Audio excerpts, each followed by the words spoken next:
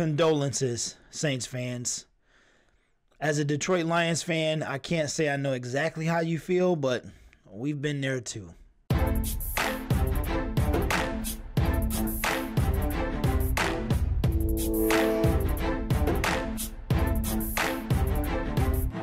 Well, I'll tell you, there's going to be lots of talk about the officiating in this playoff game with the Cowboys and the Lions, specifically about the play with 8:25 to go in the fourth quarter, 3rd and 1 from the Dallas 46. It's a pass from Matthew Stafford to Brandon Pettigrew. And I'll tell you, he had interference called against Anthony Hitchens. Interference called, interference announced, and then interference picked up.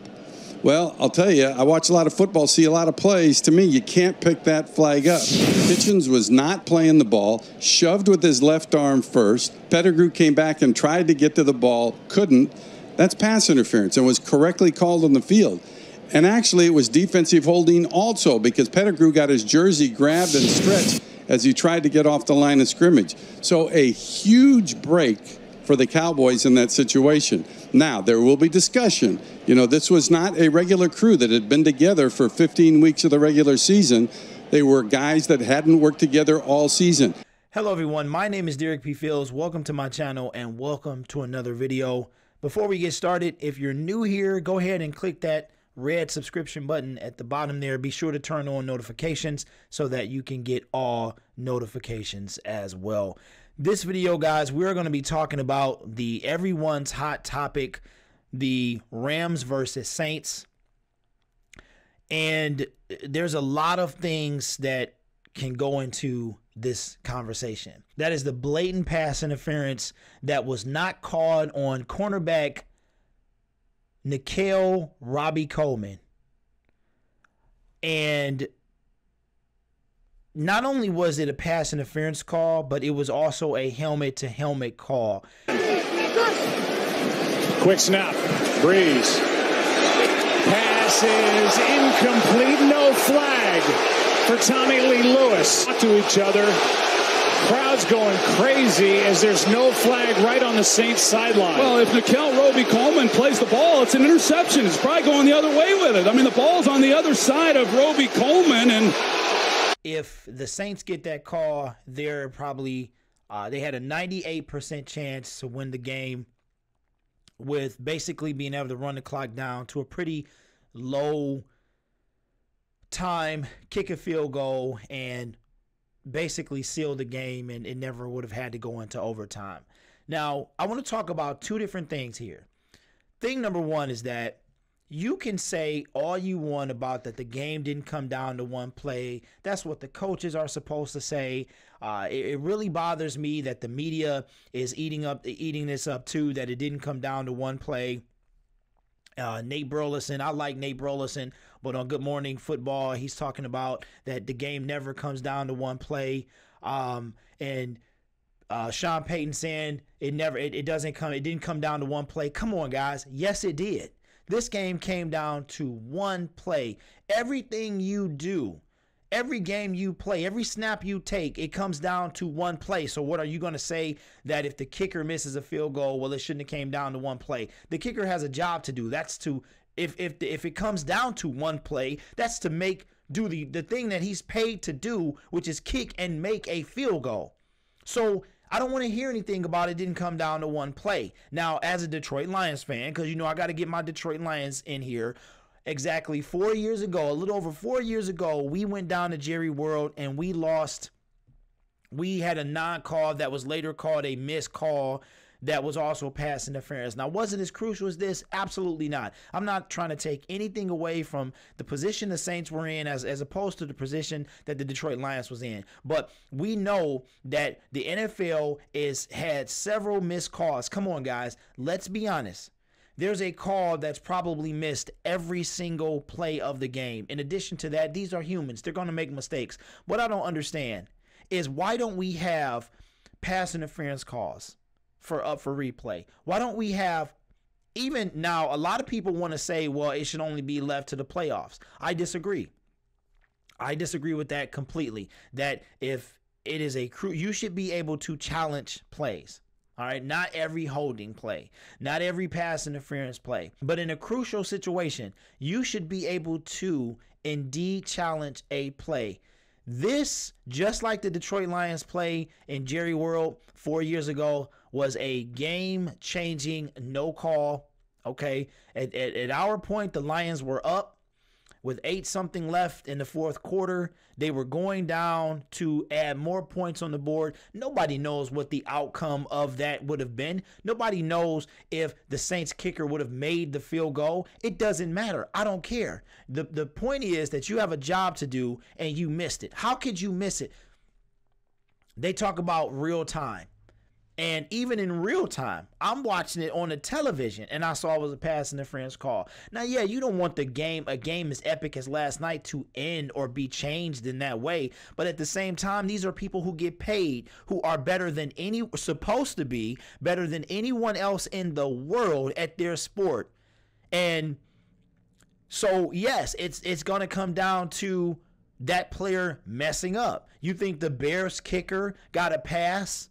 You think the Bears kicker got a pass because he missed a field goal? And this guy admits afterward. And here's the thing that bugs me the most. The NFL issues an apology afterward like, oh, we missed a call. What is that going to do? You don't get to go trot back out there on the field. You don't get to come back out and play from that down at that moment at that time. You don't get to do that. So everybody has their different thoughts about this.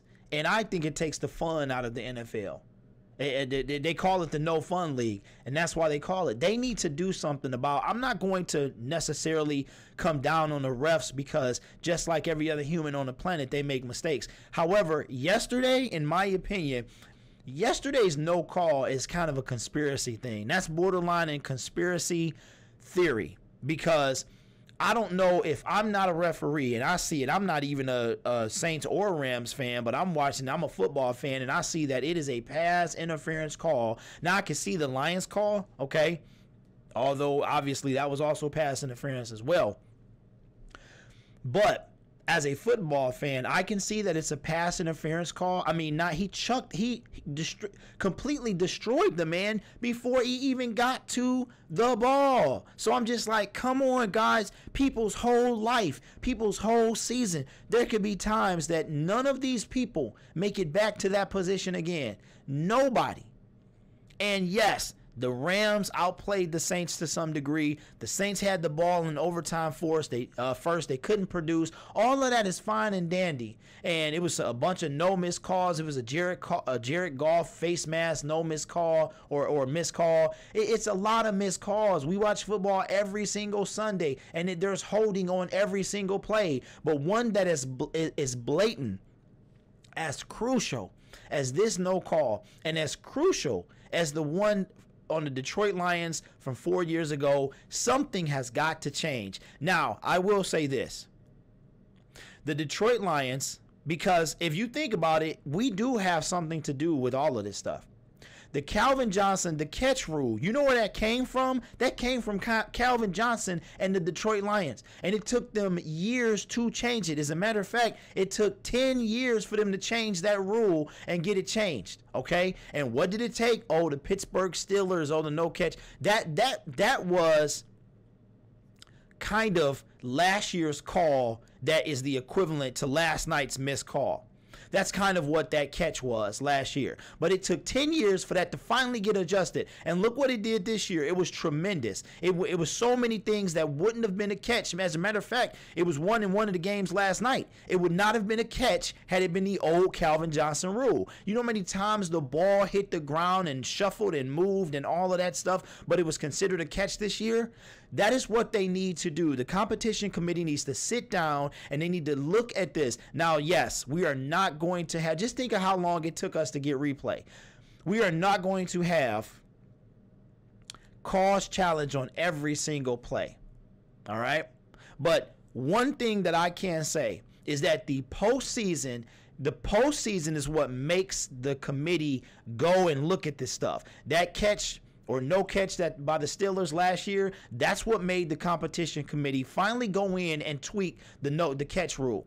The same thing with this. They have got to make certain plays, certain calls in crucial situations, they have to make them reviewable because the Saints got robbed yesterday. As I said earlier, I don't care about shoulda, coulda, woulda, well, they could have put it away. They could have, because Nate Burleson, okay, and Peter Schrager and all them guys, all right, you mean to tell me last night, as a player, you're going to say, well, it didn't really come down to one play? Probably not. Your coach is going to say that because he gets paid to say that. You're going to tell the reporter to get out of your face. All right? 9 times out of 10. Just like Alshon Jeffries last week. Ball hit his hands, went right through, hit every finger on both of his hands, and went for an interception.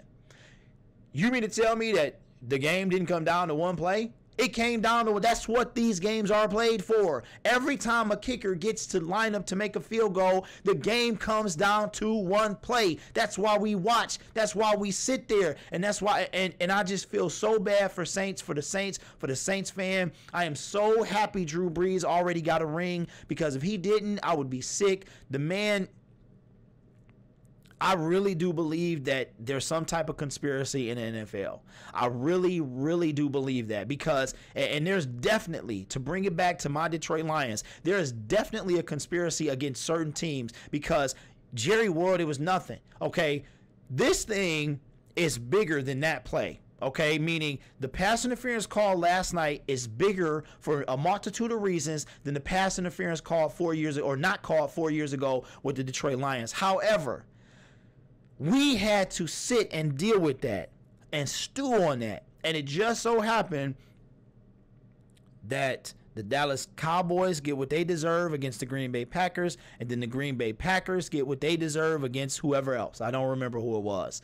But it all worked out at the end. However, there's nothing you can do to make these people feel better. There's nothing you can do to make anybody associated with the New Orleans Saints to feel any better. The Rams are popping bottles, celebrating the commercial came out about the NFC champions, and I'm just sitting there like, this shouldn't even happen. I don't care that the Saints were up and they do all this stuff. That's how games go, man. That's how games go. Games go where teams are up. It's an up and down thing, but it's not how you start, it's how you finish. That's how it is. So please, NFL, anybody out there stumbles across this video, and the multitude of people that you're going to hear complaining for months and months to come, do something about this rule this off season. Get together with the owner, and I bet you some owners they're gonna vote for it this year. They're gonna change this. Calls will probably be, this is what they're probably gonna do. They're going to review calls made in the last 2 minutes. If there's a call, it's going to be reviewable. That's probably all we're going to get. But you know what? That would have helped the Saints last night, and I would take it, because they got robbed yesterday. And like I said, I don't care what should have happened, what they were doing. The Saints should have won this game. As a NFL player, you are supposed to be the best in the world at what you do. You got beat, and like an idiot, you blow up the play and you get away from it. You get away with it. And I quote, I'm going to quote this guy, Nicky Robbie Coleman. This is a quote. Came to the sideline, looked at the football gods and was like, thank you. I got away with one tonight. All right, let me do that again. All right.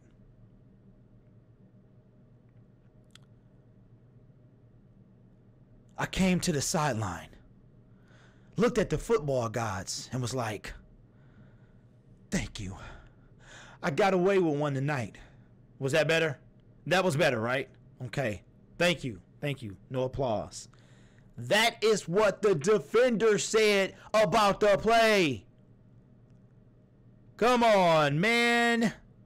Come on, man. I am so, once again, guys, I'm sorry. Superdome, Mercedes-Benz, New Orleans Saints fans and New Orleans Saints players, I am sorry. As a Detroit Lions fan and a person that just, y'all was going to the Super Bowl, but we was about to get our first playoff win as underdogs in Jerry World, so I feel you, okay? I feel you. My heart goes out to y'all. Because and all you got was, you going to get a letter with NFL letterhead, and it's going to have a raised little seal on it, and it's going to be like, we're sorry we missed that call. Make sure you catch a lot of fish as you go fishing, because we can't do anything about it. Do something about this, NFL. And because if that was my team, oh boy, ooh-wee. That's all I got to say about that. If that was could you imagine if the Detroit Lions, if our season came down to that play, we one game away, one missed call away from a Super Bowl? Oh my goodness. Man, oh man.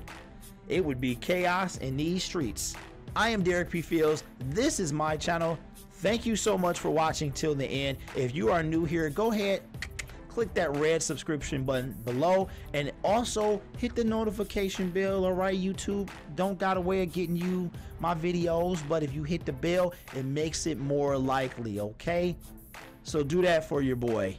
Anyway, I will talk to you guys later. My name is Derek P. Fields. Derek is out.